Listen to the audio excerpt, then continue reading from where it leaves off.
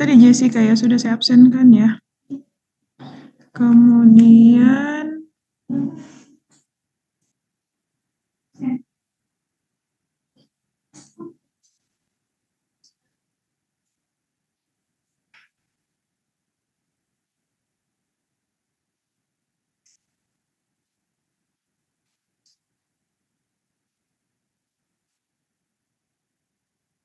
oke. Berarti semuanya sudah, saya tutup kelasnya dulu ya.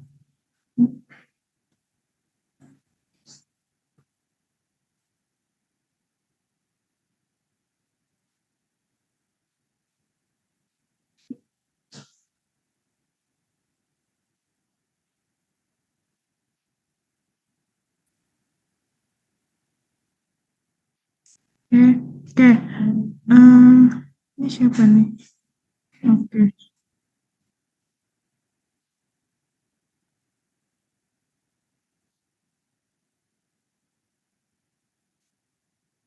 Ini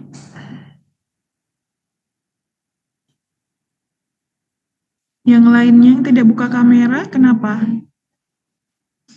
Oke, nanti kalau misalnya saya dapat kameranya masih tertutup semua, yang lain, itu langsung saya batalkan absennya ya. Oke, hari ini kita bahas tentang morfologi anatomi dari bunga, buah, dan biji. Bentar.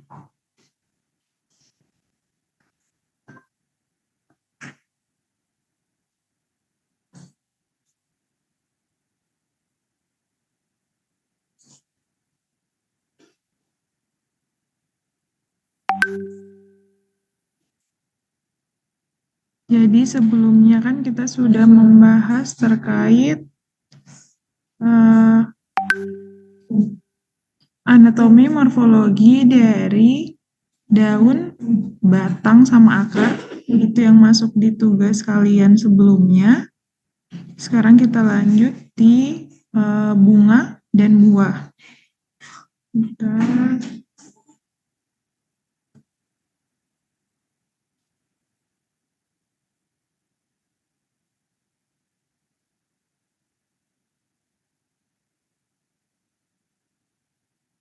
Ini terlihat nggak?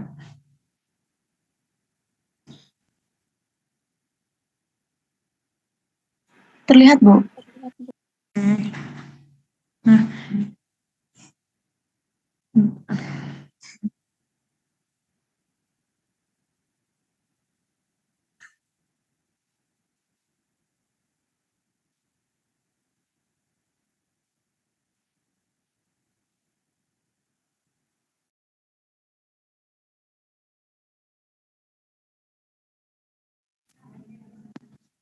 waduh.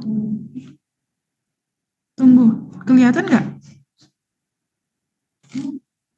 Di layar masih kelihatan atau enggak? Enggak, Bu. Wow, oke. Bentar ya.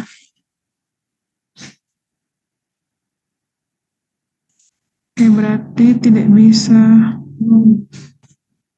saya bentar.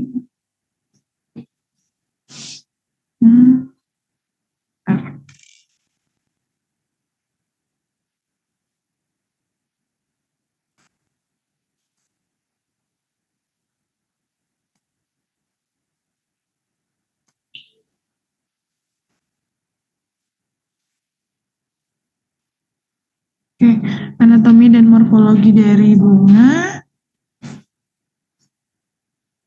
Nah, di sini bunga dengan nama Latin Flos merupakan alat reproduksi pada tumbuhan yang berbunga atau dengan nama Latin Magnoliophyta, atau tumbuhan berbiji tertutup yang biasa disebut dengan Angiospermae.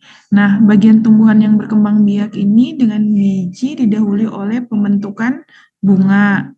Dan secara umum bunga ini berasal dari modifikasi bagian daun dan batang tanaman. Nah, terdapat organ reproduksi di bunga, yaitu ada benang sari dan ada putik. Kalau dikatakan benang sari, berarti itu organ reproduksi apa? Jantan atau betina? Jantan, Bu. Ada yang tahu? Putik betina, Bu. Putik, betina, berarti benang sari yang jantan ya. Kemudian, nah, ciri dan sifat dari bunga di sini memiliki bentuk yang indah dan menarik pada setiap jenis bunga. Bentar ya.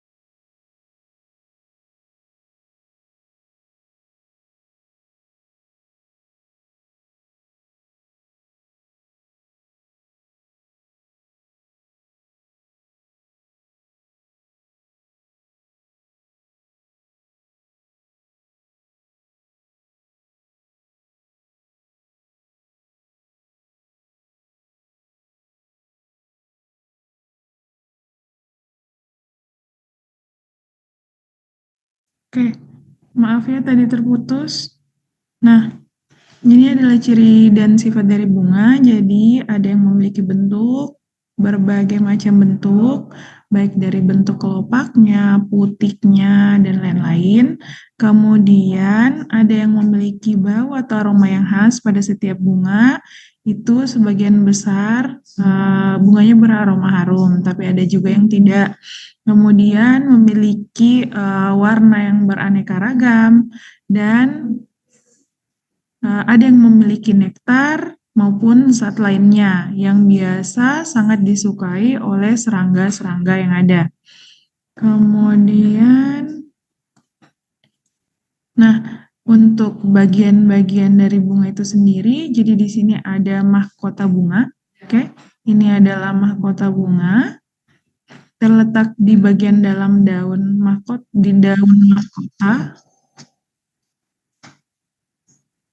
Bentar. Warnanya sangat indah dan menarik. Nah, mahkota bunga ini berfungsi untuk menarik serangga untuk membantu penyerbukan dan penyebaran biji. Sedangkan untuk kelopaknya, daun kelopaknya ini nama latinnya adalah sepal. Bagian bunga yang paling luar, jadi ini Biasa di bunga ada daun kelopaknya, ini adalah bagian bunga yang paling luar dan terletak di bawah bunga.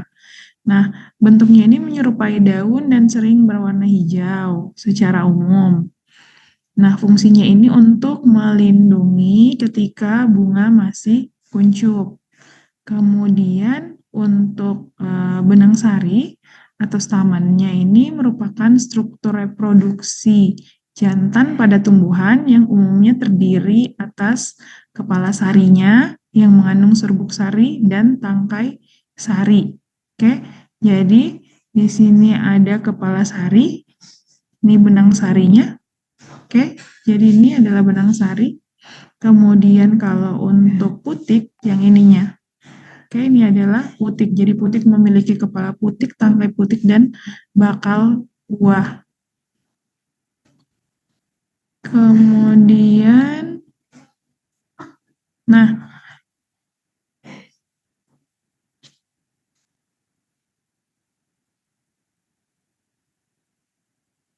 oke, bentar ya, aduh.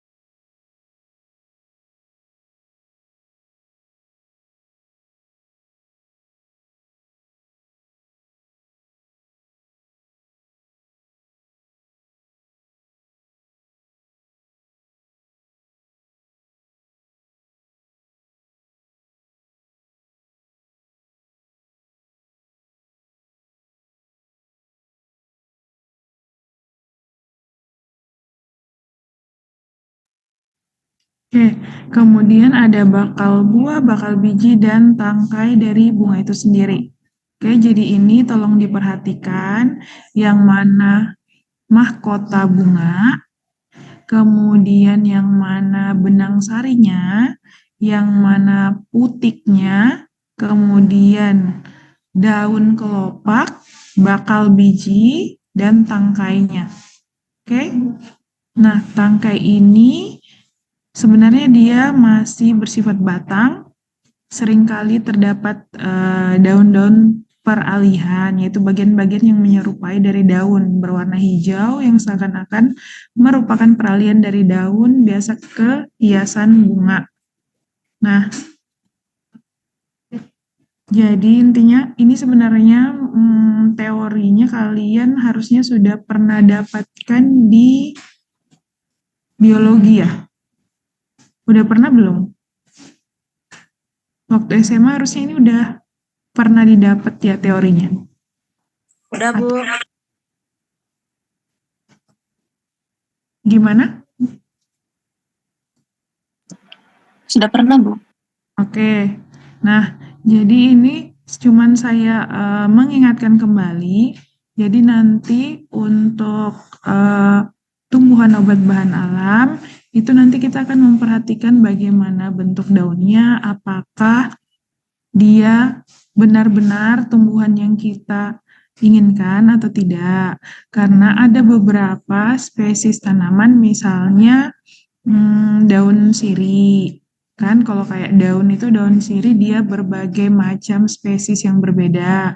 Makanya kita harus tahu apanya sih yang berbeda dari spesies-spesies tersebut. Mungkin misalnya kalau daun dari tulang daunnya, atau kalau apa namanya dari kalau bunga mungkin dari warna bunganya, atau bentuk kelopaknya bagaimana dan lain sebagainya. Oke. Nah, ada beberapa pengelompokan dari bunga, yaitu yang pertama berdasarkan posisi muncul bunga. Jadi ada bunga yang muncul di ujung batang atau di cabang, biasa disebut dengan terminalis. Contohnya itu bunga kembang merak. Oke, ini adalah bunga kembang merak dengan nama Latin Caesalpinia pulserrima. Sedangkan yang B merupakan bunga yang muncul di ketiak daun yang disebut dengan aksilaris atau lateralis. Nah, contoh bunganya adalah bunga kembang sepatu atau Hibiscus rosa sinensis. Oke, jadi kalau kembang merak ini adalah contoh bunga yang muncul di ujung batang atau di cabangnya, sedangkan contoh bunga aksilaris ini adalah bunga kembang sepatu, di mana dia muncul di ketiak daun. Nah, kemudian pengelompokan bunga berdasarkan jumlah bunga pada tanaman. Jadi, yang pertama ada tanaman bunga tunggal. Contohnya bunga mawar. Oke, dia bunganya satu di dalam satu batang. Kemudian tanaman bunga banyak, contohnya itu bunga bougainville atau kembang kertas. Oke, di dalam satu batang dia terdiri dari berbagai macam bunga. Bukan berbagai macam, banyak bunga. Kemudian untuk selanjutnya berdasarkan kelengkapan bagian-bagian bunga, jadi ada bunga lengkap dan ada bunga yang tidak lengkap. Yang lengkap itu seperti bunga kembang sepatu, dia memiliki daun kelopak dan daun mahkota. Oke? Sedangkan yang tidak lengkap itu disebut bunga tidak lengkap jika tidak memiliki satu di antara bagian-bagian tersebut. Oke? Nah, di sini contohnya kalau bunga lilium, oh bentar.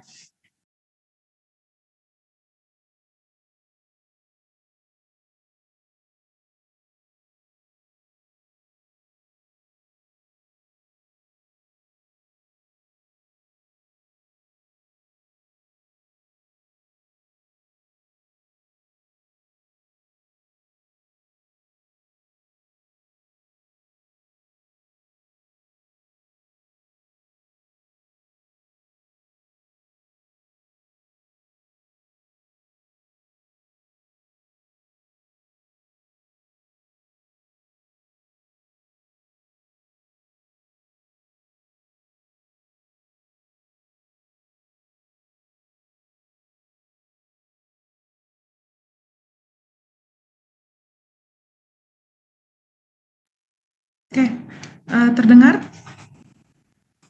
Terdengar, Bu. Halo? Oke, sorry ya. Kemudian, nah ini untuk pengelompokan berdasarkan kelengkapannya ada yang tidak ada bunga yang dikatakan bunga lengkap dan tidak lengkap. Nah, selanjutnya untuk oh ya, berdasarkan bentuk mahkotanya. Jadi di sini ada yang simetris, beraturan, misalnya ini contohnya ya. Nah, ini adalah beberapa contoh bunga yang simetris beraturan dengan berbagai macam bentuk. Oke, jadi ada bunga air mancur, kemudian bunga bakung, bunga serunai. Nah, dari contoh berbagai macam bunga ini, apakah ada di daerah kalian yang biasa digunakan sebagai obat tradisional? Atau jenis bunga yang kalian tahu yang biasa digunakan sebagai obat tradisional ada nggak? Ada, Bu. Apa? Kumis kucing, Bu. Kumis kucing, bunganya yang dipakai? Atau apanya? Bagian tanaman apa yang dipakai kalau kumis kucing? Daun dan akar, Bu. Bukan bunga. Oke, kalau bunga ada nggak? Bunga telang. Bunga telang. Oke, dia biasanya digunakan untuk pembuatan apa?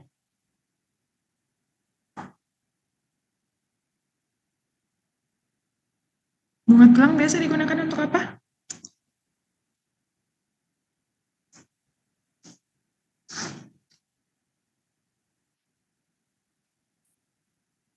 Nah, Nggak tahu. Biasanya dicampur ke teh, Bu. Teh telang gitu. Buat aromatik. Masa cuman karena aromanya? Oke, kalau tetelang biasanya dia tinggi antioksidan. Kemudian, bentar. Nah, oke, ada bunga simetris beraturan, kemudian yang tunggal. Yang tunggal ini contohnya, secara umum yang kita biasa temui adalah bunga matahari, kemudian bunga pacar air, oke, kemudian ini bunga kemangi ya. Tahu nggak kalau kemangi punya bunga? Atau ada yang baru melihat di gambar ini? Ini contohnya ya.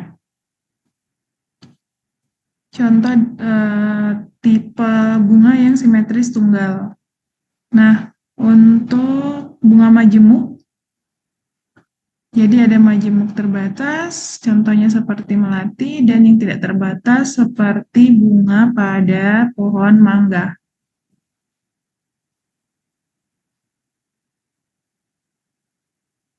Selanjutnya untuk anatomi bunga. Nah, di sini ada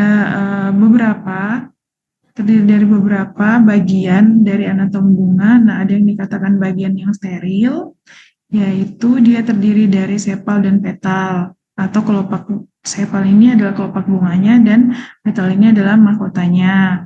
Nah, Misi, Bu. Untuk slide-nya belum berubah, Bu. Masih di pengelompokan bunga. oh iya, Berdasarkan kelengkapan bagian bunga itu. oke, bentar ya.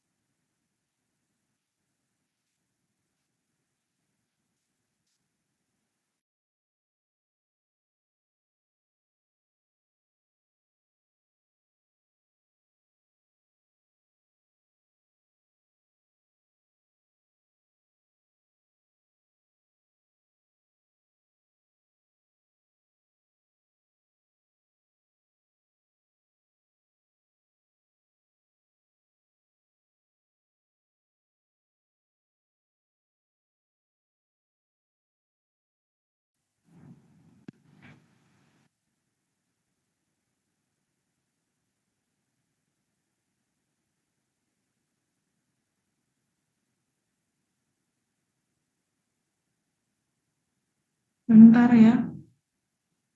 Hmm,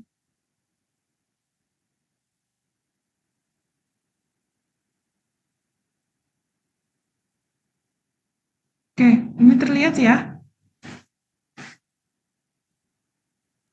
Tidak. anatomi bunga ya. Oke. Nah, untuk di bagian kelopak sama mahkota itu biasanya ada epidermis atas, parenkim, kemudian ada jaringan-jaringan pembuluhnya sama epidermis bagian bawah. Ini untuk penampang melintang dari mahkota bunga. Nah, selanjutnya kalau untuk anatomi dari benang sari, nah ini ada beberapa, jadi dari tangkai sarinya itu ada sel-sel parenkimatis yang mempunyai vakuola. Kemudian kalau di kepala sari dia memiliki struktur yang kompleks, terdiri dari berlapis-lapis di bagian terdalam dan terdapat lokulus atau ruang sari. Dia Mohon maaf. seperti butir seperti ini. Oke, ini seperti di gambar. Ada butir. PowerPoint-nya sudah selesai. Mohon maaf Ibu, slide-nya tidak terlihat. Kok kayak gitu? Slide-nya enggak pindah lagi? Bukan, Bu, cuman hitam Yang aja. hitam, Bu. Oke, Cuma baik. hitam. Bentar ya.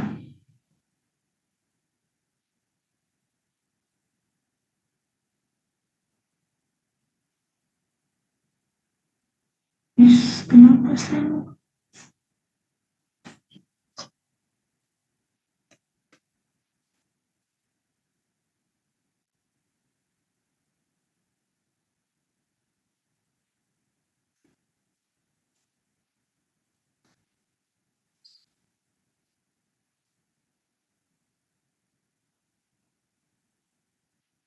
Bentar ya, ini kayaknya kenapa ya?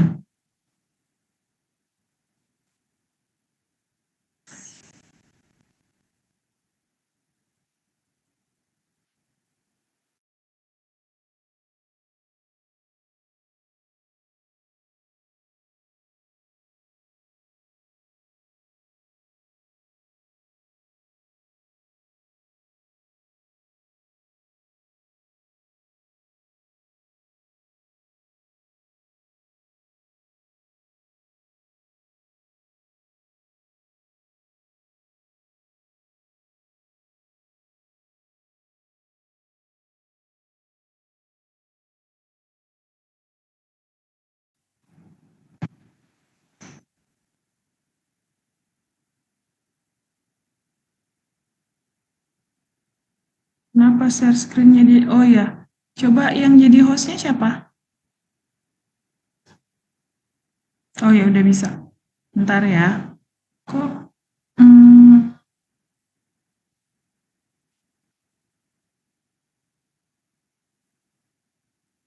oke ya. Nah, ini tadi yang saya bilang, jadi di kepala Sari itu strukturnya itu sangat kompleks. Dia ada dinding yang berlapis seperti ini. Kemudian terdapat ruang sari dan butir-butir seperti ini. Ini butir-butir dari serbuk sarinya. Sementara itu, Permisi Bu. Mohon maaf, Bu. Rekam aja layarnya nih Bu. kenapa sih kayak gini? Ini dari Zoom-nya atau dari apa sih? Suara saya masih kedengaran? Kedengaran Masih, Bu. Ya, iya di sini sih juga screen-nya katanya loading.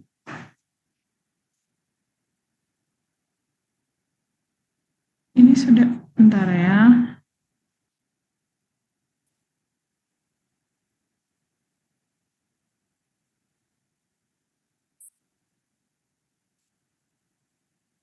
Kok share screen-nya jadi seperti itu?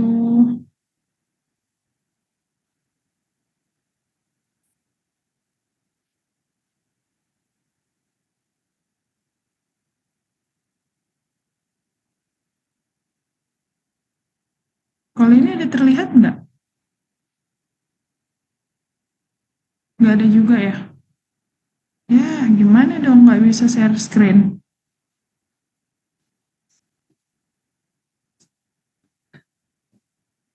Bentar ya.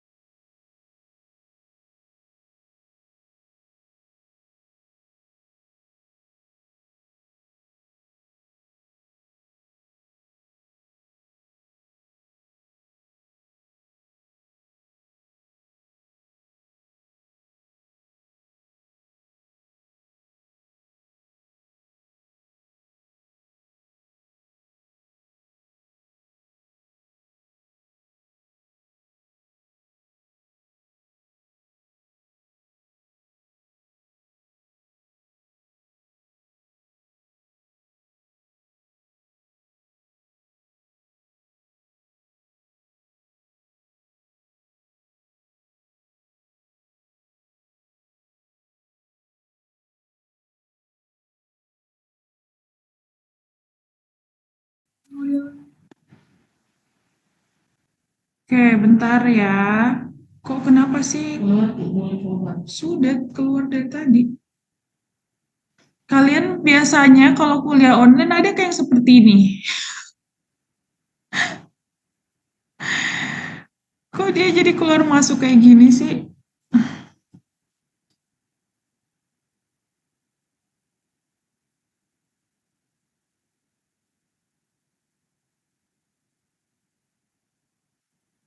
Ar-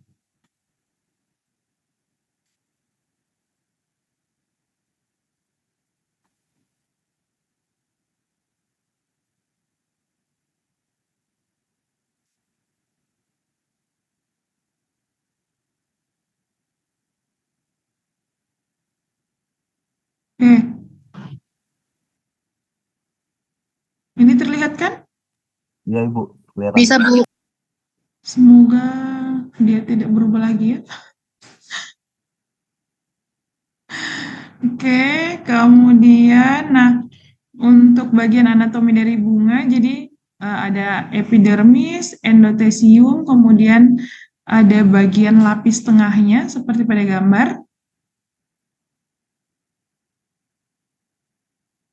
Nah, di sini untuk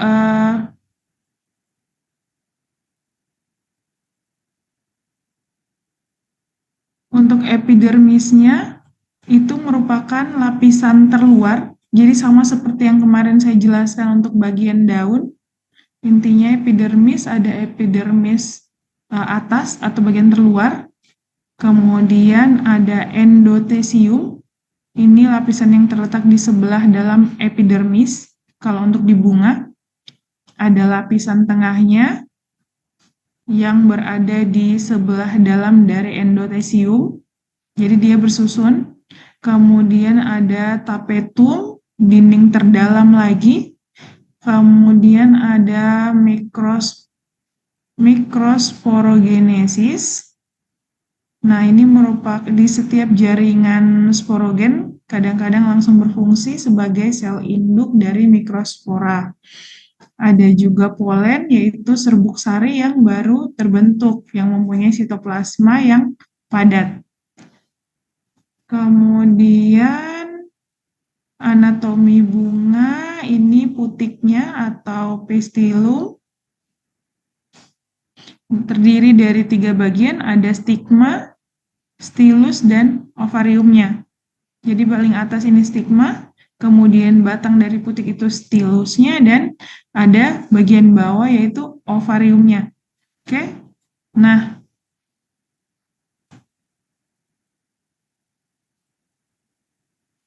selanjutnya,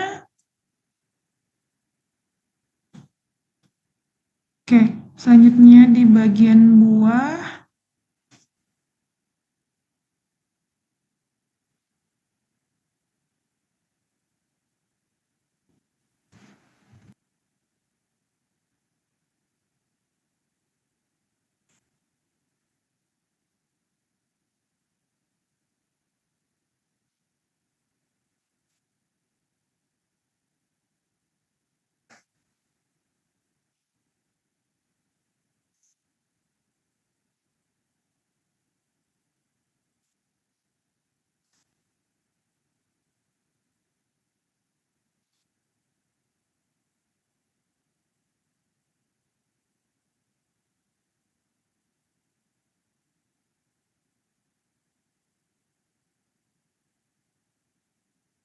Oke, ini ada buah dan biji yang akan kita bahas selanjutnya.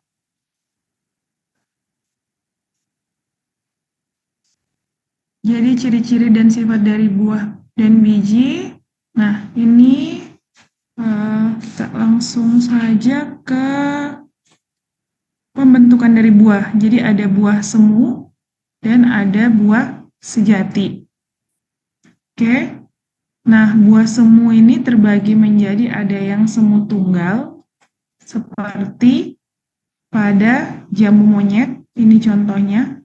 Kemudian buah semu ganda, ini pada arbe, kemudian yang majemuk pada nangka. Ini contoh beberapa buah ya, yang dimaksud dengan buah semu.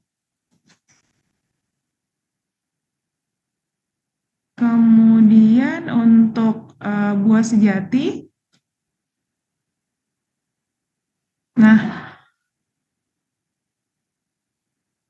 buah sejati tunggal, kemudian ganda dan majemuk. Contohnya ada mangga, kemudian buah cempaka, sama ini pandan.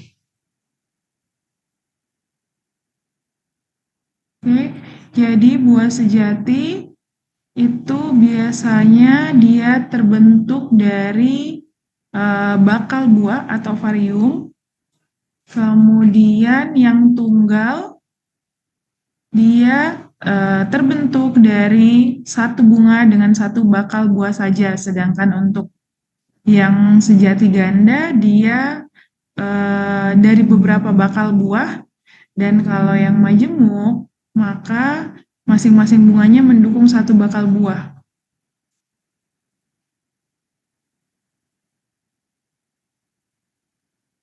Ini adalah beberapa contoh kalau buah yang dapat digunakan sebagai obat tradisional apa aja?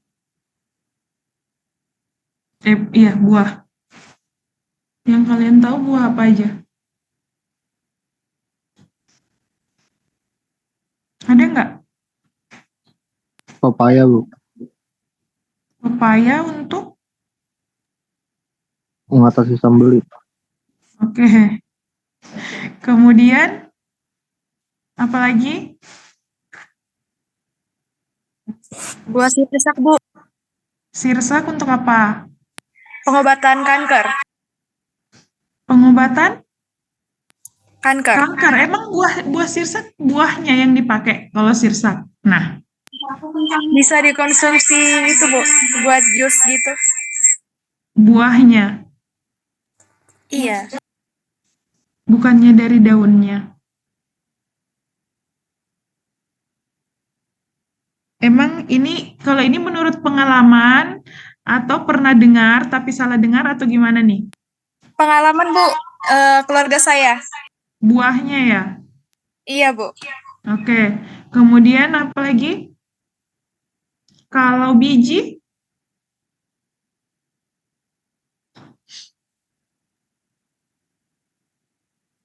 Nggak ada. Yang lain sudah tidur kah?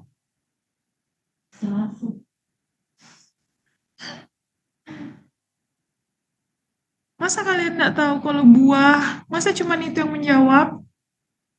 Dari 92 orang.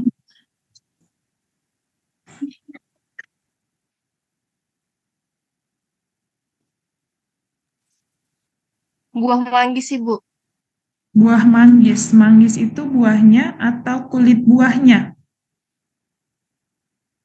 Kulitnya, Bu. Untuk apa?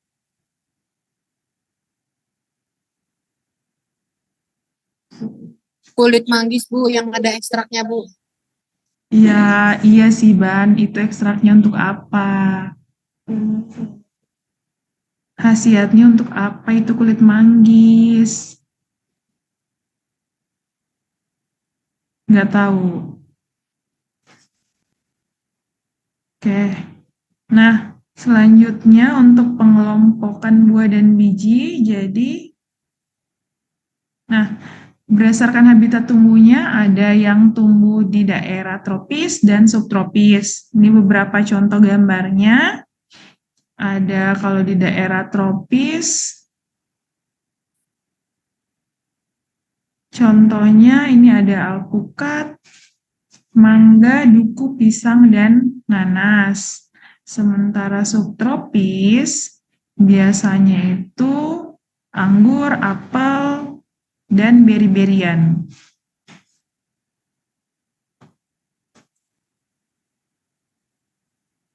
Nah, ini ada beberapa contoh buah tunggal atau sejati, kemudian ganda dan majemuk. Jadi, kalau yang buah tunggal dia berasal atau terbentuk dari satu pistilum, contohnya seperti mentimun, tomat, apel. Sedangkan kalau ganda ini berbentuk dari beberapa pistilum yang terpisah dalam satu bunga, contohnya stroberi. Dan yang majemuk, dia terbentuk dari beberapa pistilum pada perbungaan dan biasanya bergabung dengan bagian bunga atau perbungaan lainnya. Nah, di sini ada contohnya buah nanas. Kalau buah nanas bisa untuk obat tradisional nggak?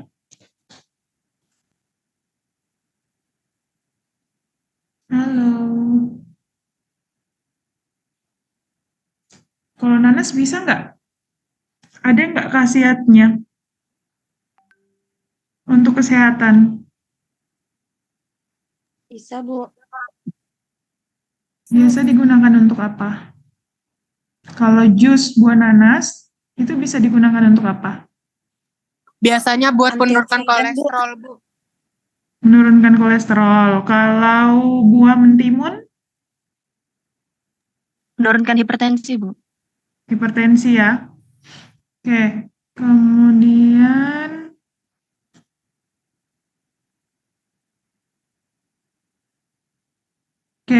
ini berdasarkan sifatnya ada yang dikatakan buah berdaging, kemudian ada yang kering. Oke, nah contohnya di sini ada seperti gambar yang terlihat ini, ada rambutan, kemudian ada jeruk. Sedangkan kalau yang kering, di sini ada seperti kacang tanah, kemudian kemiri. Oke. Nah, untuk buah kering sebenarnya di sini terdiri dari 5 jenis. Ada yang berbiji satu, kemudian dinding buahnya ini bersatu dengan kulit biji, dan beberapa ada yang seperti buah nut ini, dia berbiji satu dengan dindingnya yang mengeras. Atau sebagian atau seluruhnya dikelilingi oleh cawan atau cangkang. Nah, itu contohnya yang kemiri. Oke.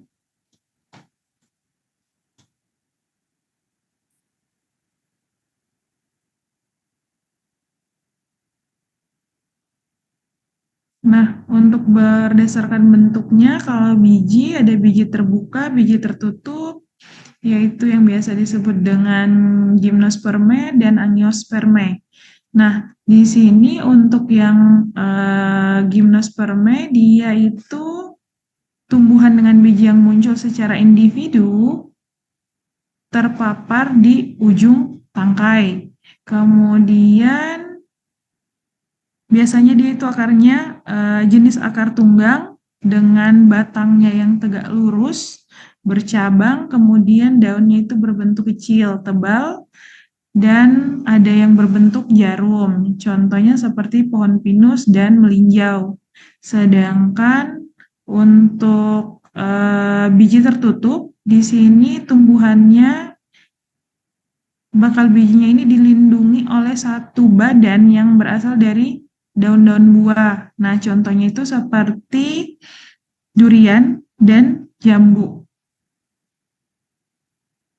Oke, jadi itu contoh dari angiospermae. Nah, selanjutnya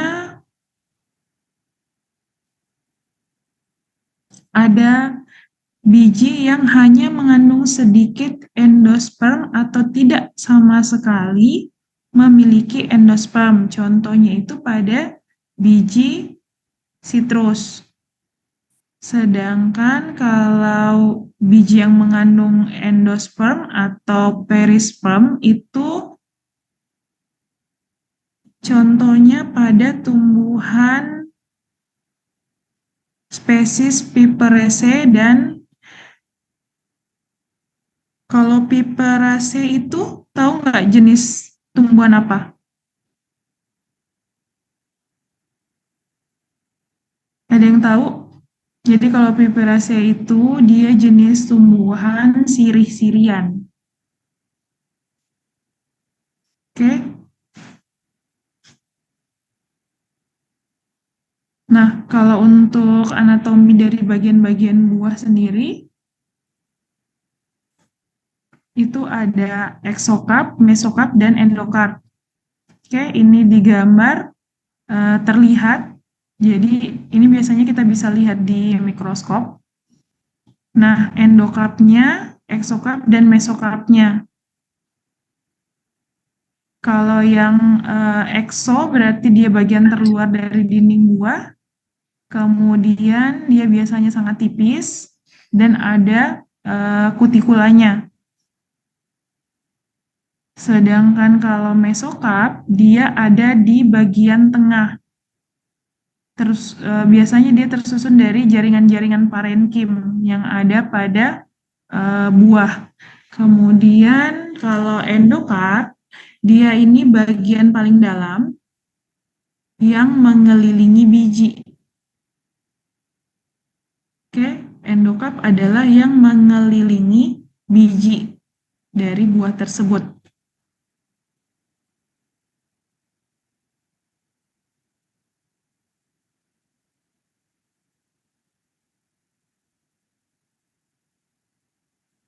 Ini adalah anatomi dari biji, jadi ada kulit biji, tali pusar dari biji, dan intinya. Inti biji, ini sesuai dengan yang digambar. Nah, kalau dari biji, yang bisa digunakan sebagai obat tradisional, biji apakah? Kalau yang khas dari Kalimantan ada nggak?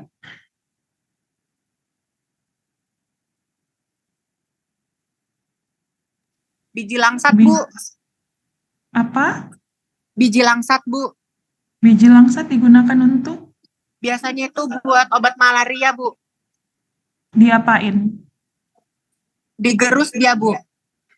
Digerus? Kalau iya kayak digerus sampai halus gitu Dia loh, Bu. perlu dikeringin atau enggak? Perlu dikeringin dulu. Soalnya kan dari bijinya itu kan kayak ada buah-buahnya gitu loh, Bu, yang menempel. Jadi kan dikeringin Ya. dulu. Setelah dikeringkan, baru digerus, Bu. Terus? Biasanya diambil ekstraknya, Bu. Kalau kayak diseduh atau enggak direbus gitu loh, Bu. Oke, berarti direbus ya, kemudian langsung diminum gitu. Iya, Bu, diminum, Bu. Ampasnya jangan diminum. Oke, kemudian yang lain ada lagi nggak?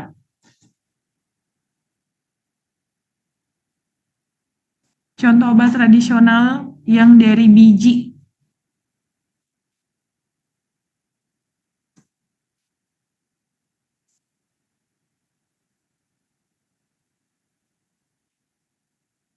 Nggak ada lagi? Masa sih tidak ada lagi yang dari biji?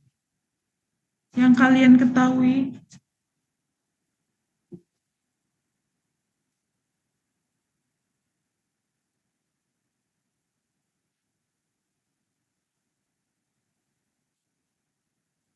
Oke, ini penjelasan dari tadi bagian-bagian anatomi pada biji. Jadi di kulit biji itu berasal dari selaput bakal biji. Nah, di sini ada lapisan kulit terluar, lapisan kulit terdalam. Sedangkan kalau bagian biji terbuka, dia ada kulit luar, kulit tengah, dan kulit dalam. Oke, kalau di gambar ini adalah contoh dari tumbuhan biji yang terbuka. Oke, di sini bagian luarnya itu, yang ini sesuai gambar, dinamakan sarkotesta, kemudian di bagian tengahnya ada skleroresta, dan di bagian dalam ada endodesta. Oke, ini adalah gambar dari biji yang terbuka atau gymnospermae. Nah, sedangkan bagian funiculus, bagian yang berbentuk menyerupai tangkai yang menghubungkan biji dengan temui. Nah, ini biasanya kalau biji masak, dia akan terlepas dari tali pusar. Oke, ini contohnya. Kalau digambar. Sedangkan yang ketiga itu adalah inti dari biji atau nukleusnya. Nah, kalau inti dari biji di sini ada yang dikatakan calon akar. Jadi nanti dia akan kan biasanya ada beberapa tanaman itu kita bisa menanam dari biji buah, kan? Jadi dari biji itu akan tumbuh akar lembaga. Nah, ini biasanya pada tumbuhan dikotil. Kemudian, oke, ini untuk morfologi dan anatomi dari buah dan biji.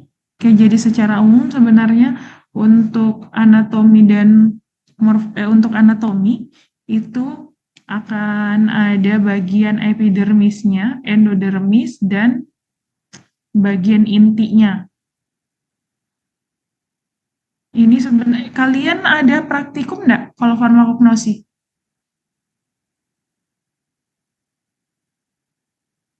Termin 2 kalian ada praktikum atau enggak?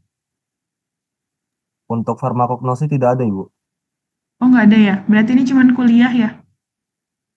Iya, Ibu. Di termin 2 pun enggak ada ya? Oh, Tidak ada, Ibu. kalian dapat termin 2 biologi farmasi? Iya, Ibu. Pernah di biologi farmasi. Oh ya, berarti kalian udah pernah dapat praktikum anatomi ya? Sudah, Ibu, dengan Bu Oke. Satriani. Berarti kalian sudah bisa bayangkan dari hasil praktikum kalian bagaimana itu bagaimana caranya kita bisa melihat anatomi dari bagian-bagian tumbuhan, kan? Itu kalian sudah kerjakan ya? Sudah, Ibu. Oke. Oke, mungkin materi dari saya cukup. Untuk minggu depan itu kita akan bahas bagaimana cara pembuatan dari simplisia, cara pembuatan simplisia yang baik dan benar. Untuk jadwal, kayaknya saya minggu depan tidak bisa masuk sesuai jadwal, karena ada kegiatan lagi.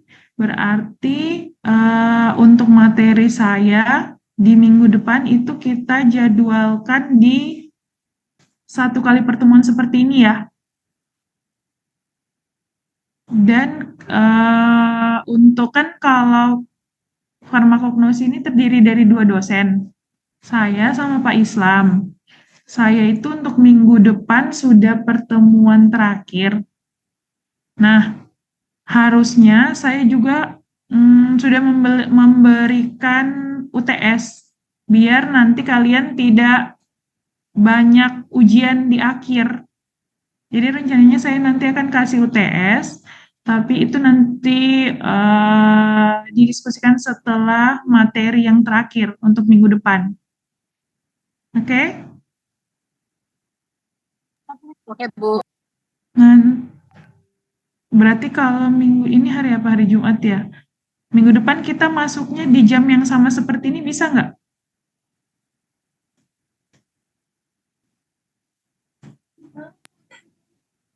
Memang jam segini, Bu, kalau untuk jadwal kelas B, Bu. Oke, Jam 5 yang kelas, yang gabung, yang kelas A, gimana? Bisa nggak? Untuk minggu depan tetap jadwal yang seperti ini. Karena hari Rabu itu saya nggak bisa masuk.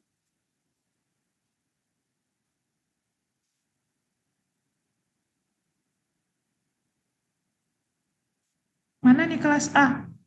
Bisa-bisa aja. Kalian ada yang mengulang nggak sih di kelasnya kalian nih? Kelas A atau B? Untuk kelas B ada, Bu. Tapi masuk kan yang mengulang? Kelihatannya masuk tadi, Bu. Oke. Nah, Ibu sebelumnya masuk. Ya. Untuk minggu depan itu, Bu, jadwal sudah berubah, Ibu, karena mengikuti bulan puasa. Oh iya ya. Aduh. Berarti kalian tentukan kita di hari apa bisa masuk kuliah. Kalau misalnya minggu depan itu nggak bisa sore, iya iyalah kita nggak bisa sore karena udah Ramadan ya.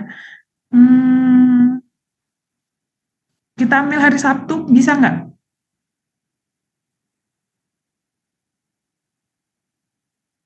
Oh, atau minggu depan aja nanti castingnya yang hubungin saya.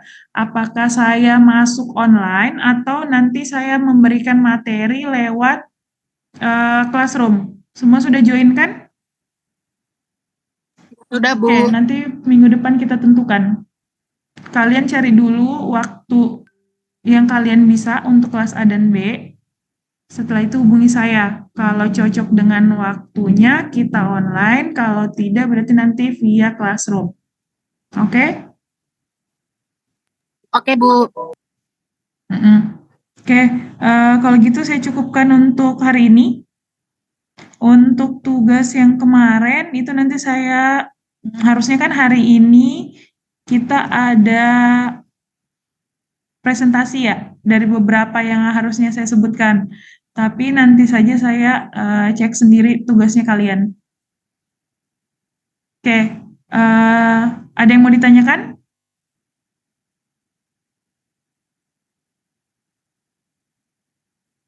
Oke, kalau gitu saya cukupkan untuk hari ini. Terima kasih atas kesempatannya. Saya akhiri. Wassalamualaikum warahmatullahi wabarakatuh. Waalaikumsalam warahmatullahi wabarakatuh. Terima kasih, Bu. Terima kasih, Bu. Assalamualaikum warahmatullahi wabarakatuh. Terima kasih, Bu.